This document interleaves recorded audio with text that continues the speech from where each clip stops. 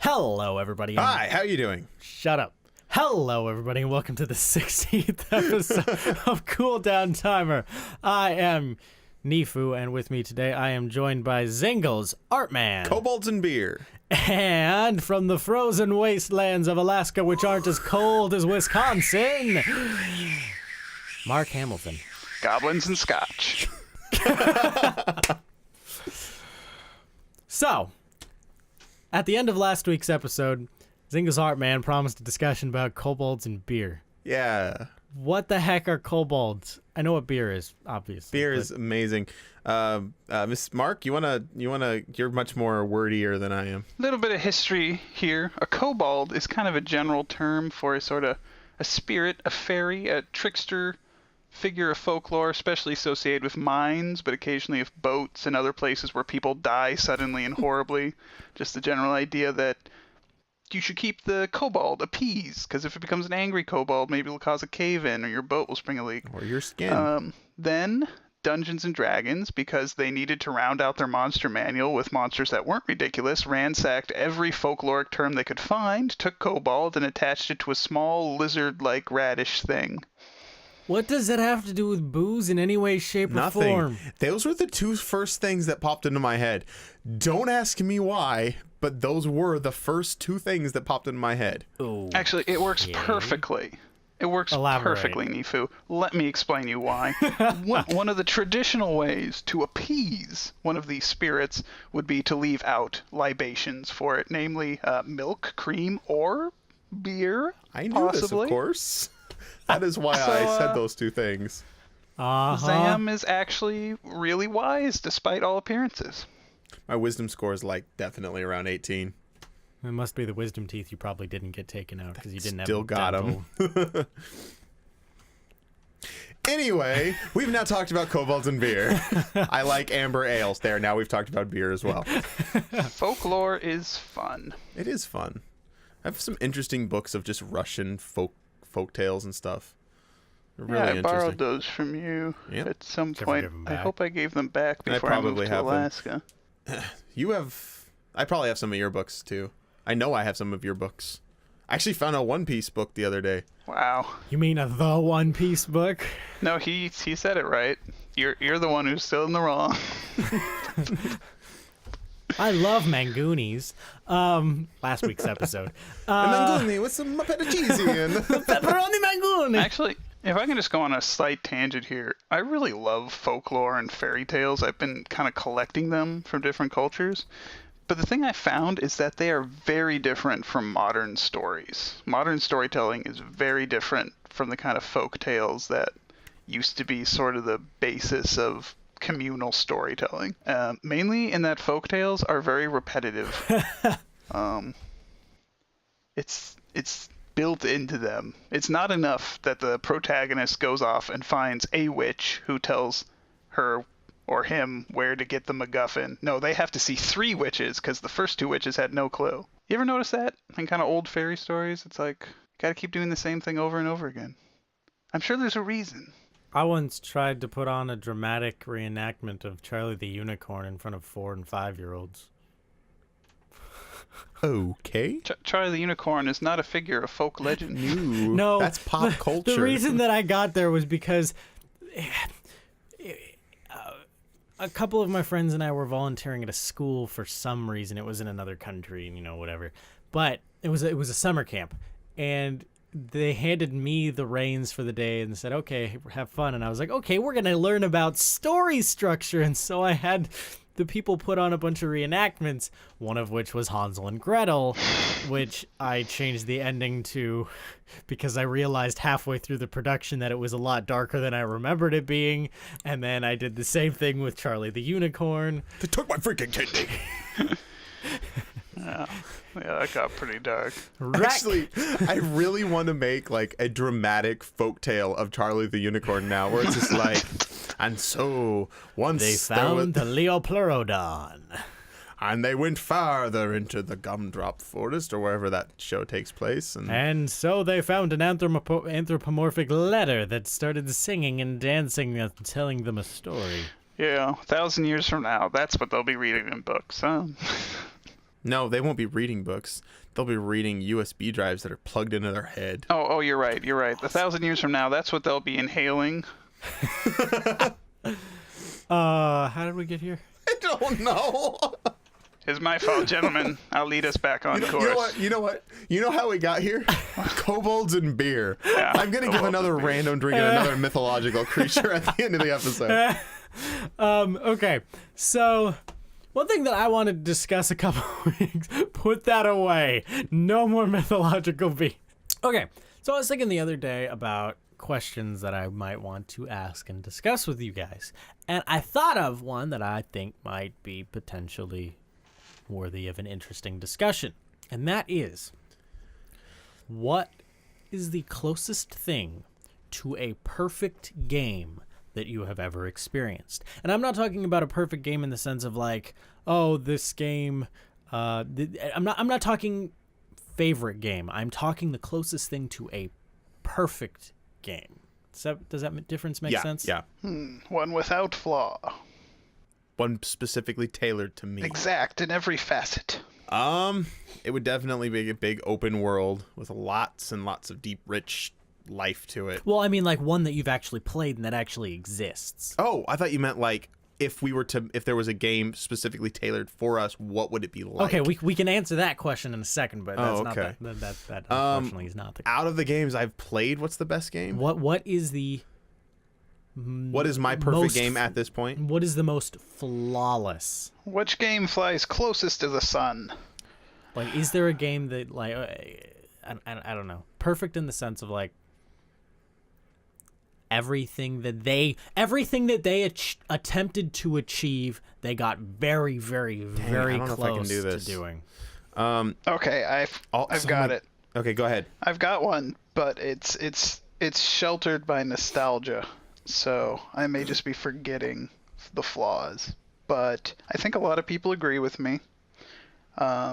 Sid Meier's Alpha Centauri. Never played it. Never played it. Tell us about it. It's a game. It's from the 90s, but it is fantastic. Basically, Civilization 2, I think, had just been made, and one of the ways to win at Civilization is to build a spaceship that will go to Alpha Centauri.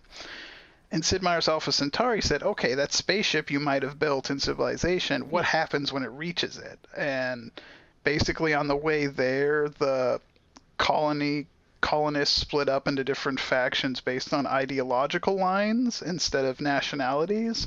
So you have the factions were all really, really, really different and unique. There was one faction that was all about environmentalism, and their cities looked like trees.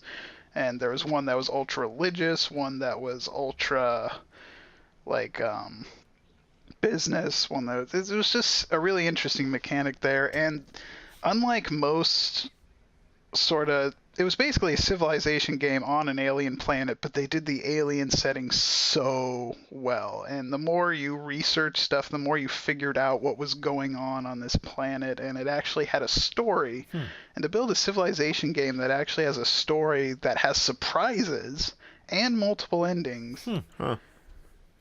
Yeah, there were multiple endings. It was just beautiful. And unless it's been upseated, to this day it shares, I believe, it ties for the highest ranked game by PC Gamer magazine. Ties with Half-Life 2, which I think for its time was a perfect shooter, but I'm going to pick Alpha Centauri. Cool. It's a perfect game altogether. You thought of anything yet over there? I don't know if I can pick one, because you gotta pick one. Gun to your head. They all have problems. Oh yeah, but okay. So you would say that the games that you have played all have had some very, very large flaws, and so there really isn't anything even near close to a perfect. Well, I game. have a couple games that I really like my favorite games. Yeah, that's not what I meant. You know, not favorite. Like what the game set out to achieve. I think that Oblivion did a great job. Skyrim fixed a lot of its problems, but it also created new ones. But I think that both of those games where they set out this huge open world and they put a lot of detail and thought and love into all the different parts of the world. Yeah. And it felt really big and just felt huge and immersive, and I really liked that. So I don't know. I don't really have a perfect game. Yeah. Witcher 2 is really good. Not that I finished that or anything. Yeah, I know, right? And also the Mass Effect trilogy does its job really well. Those games all do their job really well. And Dishonored really sticks out to me as a really good gameplay game. Like, that game really set out to do something, and it did it really, really well. Yeah. I don't know. Mechanically, yeah, really well. But And again, then that would also still say that there are still some major flaws in that, like with the well, and story, all three of those have the same major flaw: story. Yeah. Seems like there's a reoccurring issue. They need to pull some people from like Telltale or something. it's funny because I brought up story in Alpha Centauri, but I think just about any story that actually made sense would have worked because it was the last thing you expected in that genre. The sort of turn-based civilization game was to actually have a storyline in it, and they just did it really well. But I don't know if it would have held up if it was like a FPS or Actually, an RPG. you know what? I just figured out the game that is closest to the perfect game, I think, for me. XCOM. Everything that game sets out to do is done perfectly. They don't... And I'm assuming you're talking XCOM Enemy Unknown. Enemy Unknown, yeah. Okay. They, I mean, it may have things that I don't like. I don't play it all that often or anything, but everything that it sets out to do is done so well. Yeah. That one definitely has a very, very, very special place in my heart of like that is one of my favorite games of all time. Yeah. Just because of the emotional anxiety that I like experienced when I first started playing that game. Like I because of the whole, if you ever play that game, you need to name the people. You need to name each and every person because after then someone you get that who's dear like to you. feeling of attachment for that person. I would say that in my wonderful, honest, important opinion, I would say that the closest thing to a perfect game is Journey. I haven't played that yet. I want to play it. You PC gamer. You. Oh, stop it. You're such a PC gamer. Shall I pull up your Steam list? Humble bundles. Humble bundles. Yeah, sure. Keep going. I'm just very glad that my girlfriend ended up getting a PlayStation for her last birthday because I had really, really wanted to play Journey. Journey, if you're not familiar, is about a 2-hour game where you play as a nameless, faceless individual who is going on a journey. His name is Joe Adventure. No. He's here to party. And so through the course of this game, He has a minigun. No. And a grenade slot. Though for an April Fool's joke, they did put out a trailer for a fake DLC that was competitive multiplayer. Really? Yes. That's wonderful. But through the course of playing this game, it takes you about 2 hours. You basically go through most of the major human emotions. And so it's just this amazing cathartic experience that by the end of it, there is this feeling. I don't know how to explain it other than to just really say want to play it. You need to play it. You get. There's not really much gameplay to it, is there? Like there's there's some puzzles and stuff. There's some light puzzles, but it's mostly just progressing through. It is Extra Credits did a whole episode on how that game is basically what is it? The Hero of 1,000 Faces, the classic the hero's journey framework made into a game. Might be. They made an argument for that. Yeah, it's pretty interesting. I made what I thought was a humorous Twitter post about the soundtrack for this game recently because I had when I had first played the game, I was like, oh my gosh, this soundtrack is amazing. It's this orchestral soundtrack with the focus on cello. But the problem is like it's such an emotional game that I put it in my playlist of instrumental music I would listen to when I was doing work. And the songs would just come on and I would just start getting like weepy-eyed. And it's just like, these songs don't deserve to be just casually listened to in the background. And so I deleted all of them from my playlist because when I listen to these songs, I sit down and I am doing nothing else but listening to these songs. They are good. Wow. And so it's got the amazing, like really, really good soundtrack with the cathartic game, like the progression through human emotion. And when you finish playing that game, you feel so good. But then on top of that, the gameplay is simple, but it is polished. It is very polished. I don't think I ran into any sort of graphical glitches at all throughout playing the game. And then it actually has one of the most interesting multiplayer concepts. Oh, I didn't even know there was multiplayer. Yeah. If you're logged in and signed up and connected to the internet, other people one other person who is progressing through the game at the same point as you can join you. And you can't talk to each other except for through symbols. Like you press a button and it makes a symbol, and that's it. That's all you can do. So it removes the smack talk and all that stuff that is in a lot of multiplayer games. And I don't know. If you get the opportunity to play Journey, you need to play this game. So our perfect games then: Alpha Centauri, XCOM, Enemy Within, and Journey. And that's perfect in the sense of what they set out to accomplish, they did as close to as best as possible. Yes. Now, yeah, I'd say so. Do you want to shift topics, or do you want to answer the other question that you thought that I was asking? Well, actually, yeah, I was actually going to say, so what's your different question, actually? So, but if that's your perfect game, what's your favorite game? We might have actually talked about this. I don't remember. Anyway, we can answer it really quick. I'm just curious. I don't know if because I've gotten into a really weird part with this for me lately. I don't know if I have a favorite. You know what? Here's a better question. Pick a game that you really liked but was not perfect and say how you would make it perfect. Like it was close. Okay. But it failed, and here's why. Well, that can't be done with Mass Effect because it's perfect. Fake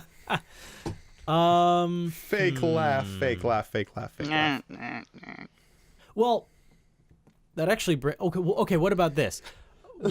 A game that had a really, really interesting idea, a really interesting central concept that the game didn't work because of of some sort of fatal flaw. I know I've played something like that. I know one for me recently that I played was Contrast, which is a game where you play this chick that can jump into the shadows in the walls. And the premise sounds really interesting, but it was just clunky. Shadow Dancer. 3.5 prestige class. No! Hey, I play D&D. And you play Fate. I played it once. You guys dropped out of my campaign. It's because other things are better, like D&D. I have a 12-sided dice in my pocket right now. Hours into that thing, prepping to play with you guys, and then you guys just quit. We can pick it up again. It's just we don't. I have a 12-sided dice in my pocket. It's just we haven't finished our Civ game yet. Nerd! I don't know why I do, though. So, for some reason, I keep thinking of Mountain Blade, even though I don't know what I'd change. I just know it's not quite perfect. Yeah. Mountain Blade was a blast. I put so much time into that game. Like, yeah, I enjoyed that game so much. It's missing something, and I think they've been trying to figure out that something in all their sequels, and it hasn't worked. Yeah. In fact, with Fire and Sword, it was 5 steps forward, 6 steps back. Yeah, I was not a fan of Fire and Sword. The only thing that made it worth it was guns. Maybe if we just add guns to the previous one. Guns make everything better. So, I recently started playing Skyrim a lot because I was like, I have all these DLCs. I've never finished them. I need to just freaking sit down and beat the DLCs. So I did, and I got back into it, and I was like, I remember why I loved this game. And it made me think back to Skyrim. or not Skyrim, gosh, to Oblivion. And then I had recently got Morrowind. So I was like, I'll check out Morrowind. I know it's an old game and everything, but I'm going to check it out. So I get into Morrowind It's and a I'm classic. like, ugh, clunky. And I'm like moving around and I actually kind of got into it. I'm like, oh, this is kind of fun. And that made me even think more about Oblivion, because I'm like, that's one thing Oblivion did. I felt like it felt bigger to me than Skyrim. Skyrim's always like, I love Skyrim, but it's pretty much always the same thing. Go to a cave. That cave will either have bandits, fake creatures, or drog, however the frick you pronounce it, in it. Drar. You kill those things. By the way, the folkloric roots of the Drar are pretty BA, but continue. But anyway, so you have one of those three things. And in Oblivion, it just felt bigger and different, and you really never knew what you were going to find. And I remember this one time I was exploring and I found this cave, and it had a full suit of special named armor that with a unique design to it, and I had never found this before. This was after I'd been playing this game for a while. I was like, this has been here the whole time. And it was like you could get it like right out of the gate, and I was like, I don't know, like Oblivion felt really, really, really big and open, but it also had things wrong with it, like the freaking psychic guards And the auto leveling. Oh gosh, yeah. I remember the first time I ever saw a bandit in full glass armor. It's like, why are you a bandit? Sell your boots and retire. Buy a house. Let's shift to a topic that, Mark, you had mentioned of wanting to talk about musicals. Because it's a musical. I like them. What? I really enjoy musicals. You like And, musicals. Why? Musicals suck. Hey, I'm on the fence here. I guess I really like songs. It's just something about musicals. Breaks into song. There's Not just surprising something for about musicals. No, so you really, really don't like musicals, or are you just kind of playing it up? No, I legitimately strongly dislike a large majority of musicals. Yes, there are the exceptions like Sweeney Todd, but for the most part, I despise musicals. I tend to like musicals because it, in my opinion, it kind of they give you that emotion through a song, and so they can actually kind of make you feel what they want you to feel. And it's a little always bit. a musical style that I despise. Well, no, and that's the thing is like I've seen a lot of musicals and people are like, oh, the music is so good. I'm like, this is boring. I think they can be fun. Yeah. I saw Les Miserables, the most recent one of Hugh Jackman seen and that all yet. that. Yeah, And I recently watched that. was floored. I That was loved it. walled. Oh, I was roofed. rather disappointed with it. Really? I haven't seen it yet. It was just like, this is what everybody's been freaking out I've been putting it about. off because I don't want to be depressed, and it looks depressing. It's I have a question for you, Neefu. for it. How familiar were you going in with the plot of Les Miserables? well, no, and that's the other thing. A lot of people have said, at least with Les Mis and Phantom of the Opera, those are two where you need to walk in with the actual story knowledge in order to actually come to a better appreciation. Yeah, you need to know it, especially if Les Mis. They're not gonna help you. They're gonna hop every. That was my complaint in the back of my head while watching Les Mis. Like, if you don't already know this story, this is gonna be pretty confusing. History to musical adaptations. Yeah, I don't know anything about Les Mis because I purposely wasn't finding anything out about it because I knew that eventually I was going to need to watch it. No, and I generally don't want to get know a Cliff Notes version of the story. Then you can just enjoy the musical. Actually, I can just tell you the Cliff Notes part you need to know because it's mostly in the beginning that they haze over. That's not important, but basically they do a jump cut that's like 12 years later, and in the actual story quite a bit happens, but they don't have nearly enough time to explain all of that stuff. So it's like, oh, his situation is suddenly radically different. I dreamed a dream when time goes by. Reindeer are better than people. Sven, what you think about that? Well, that's his thing. I think I like musicals because I grew up with musicals in the form of Disney films. I did not and have... I can show you the world. I didn't That was grow awful. up with those movies. Really? I think I saw maybe The Lion King. What did you think about the music in Frozen? I actually had some major issues with it. Really? Yeah. Especially the song. We'll try not to talk in spoilers because Mark Right. hasn't seen it yet.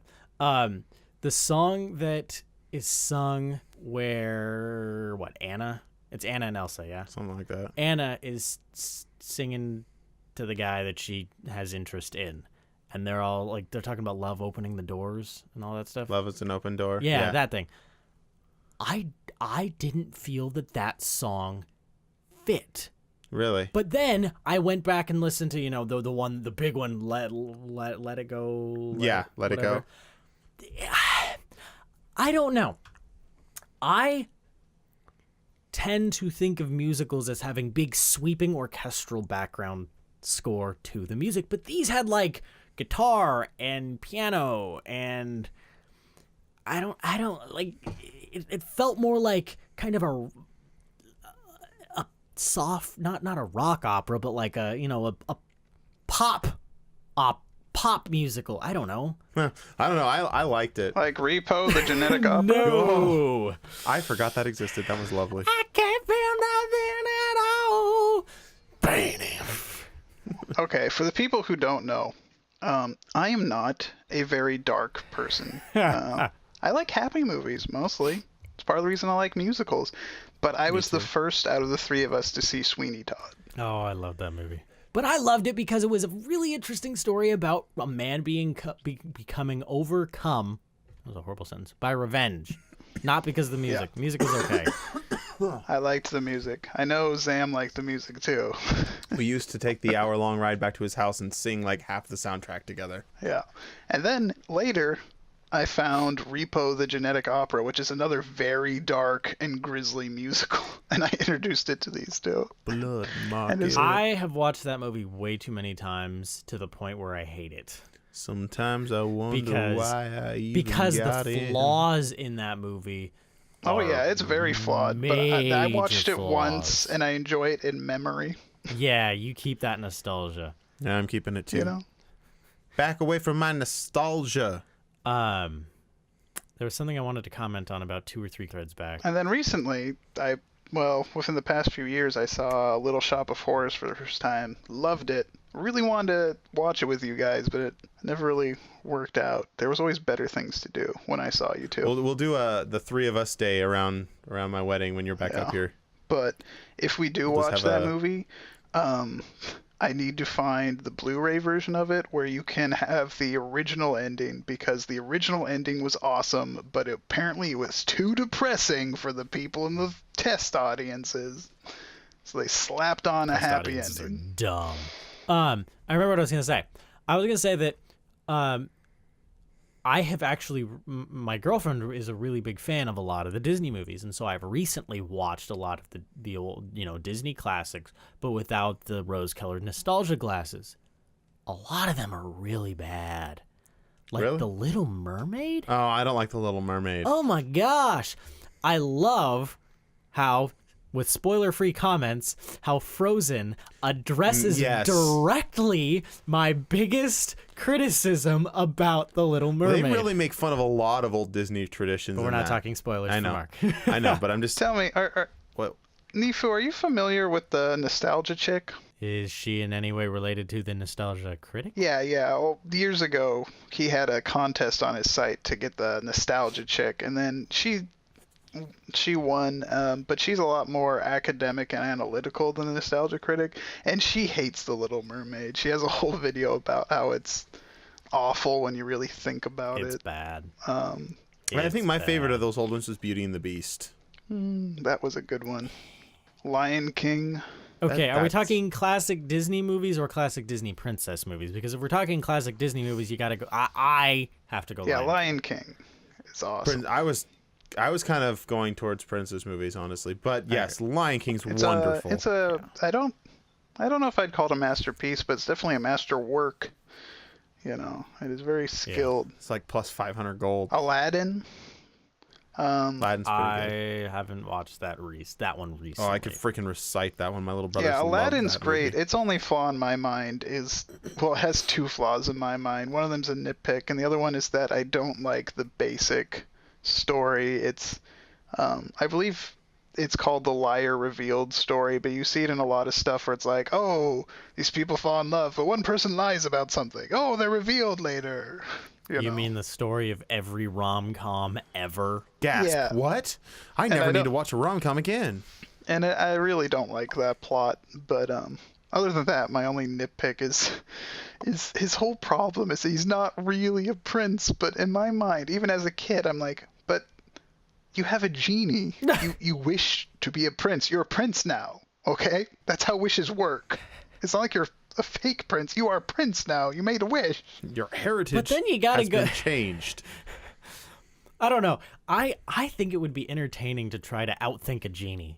Because, like, you know, more, at least in my understanding, the more traditional genie, yeah, you get your wishes, but then they try to find a loophole in what you wished for to try to give you something. Yeah, they want to make it suck for you. They don't like being I think it enslaved. would be entertaining to try to outwit a genie, because I love finding loopholes. I love finding loopholes. I've played the evil genie game with several people, and it's not very winnable if the genie is evil enough. You remember our evil genie game, the one you did with me and your brother? Yep. Well, we were playing D&D. I gave him a genie, basically, that could grant a wish, but yeah, they wished for an item that would let them make more wishes. And then the genie was like, well, I guess you'd want to make sure that only you two could use it, right? And like, well, yeah. Yeah, I'm like, well, how about I put in two pieces? And it only works if you put them together. Because we were like, fighting over it. Yeah. And then they appeared inside of their brains. Which we later ended up using through a series of events. Well, that was because my brother self-destructed, and I needed a Deus Ex Machina to reset things. It was pretty wonderful. Retcon! Anyway. On that wonderfully retconned moment, that will conclude this week's episode. I am Neefu. He is Zam. The other he is Mark. You can find me on Facebook and Twitter at Straight Up Neefu, and on YouTube at youtube.com/Neefu. Zingallsartman is at Zingallsartman on both Twitter and on Facebook. Mark is at thepagenebula.wordpress.com, and you can find the podcast, as I'm sure you're well aware because you found it already. You're here. You're at here. You found it. You know how to get here. CooldownTimer.com, or on Stitcher, on iTunes, or on YouTube. Also, don't forget to go to the Cool Down Timer podcast YouTube page to check out some of the gameplay videos that Zingallsartman and I have been doing. We're working through a Amnesia: The Dark Descent playthrough. We also have a bunch of short videos of me showing Zam random indie games that he's never seen before. And them usually angering me. And it's a good old fun time. Yeah. And make sure you send your messages to us on any of the other ways that we've already mentioned, or at contactus.cooldowntimer@cooldowntimer.com. Question of the week. I'm going to give 2 this time. What's your perfect video game? Also, favorite weird mythological creature? See you later, No one everybody. is going to. Okay. See you guys.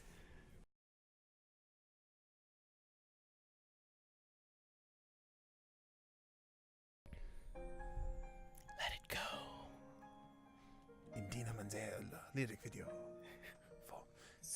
Blues white on the mountain tonight, not a footprint to be seen. A kingdom of isolation, and it looks like I'm the queen.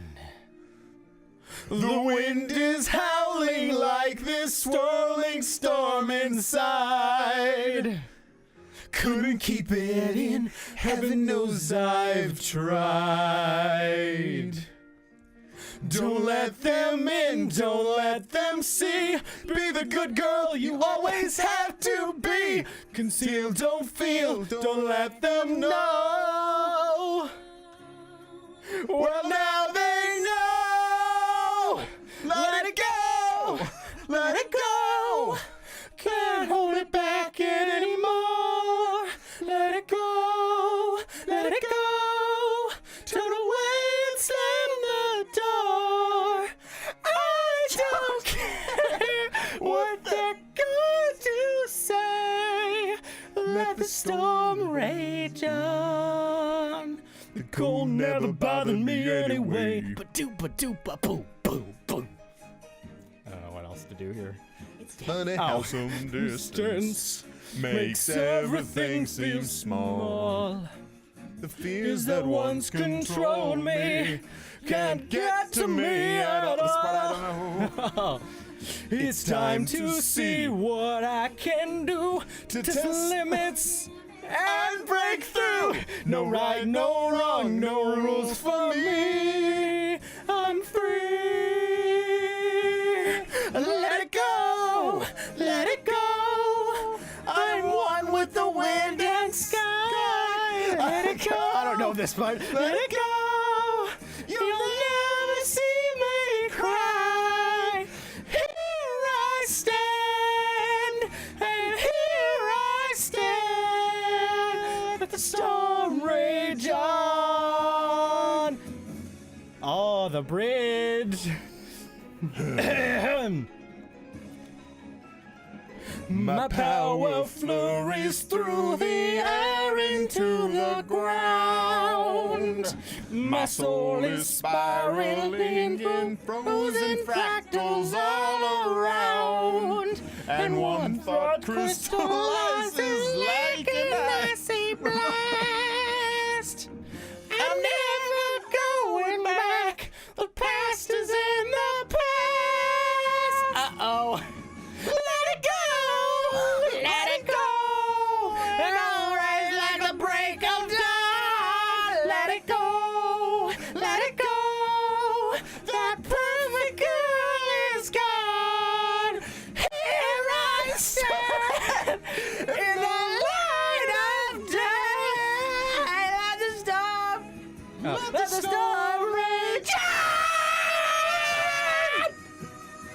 The cold never bothered me anyway. This song brought to you by beer.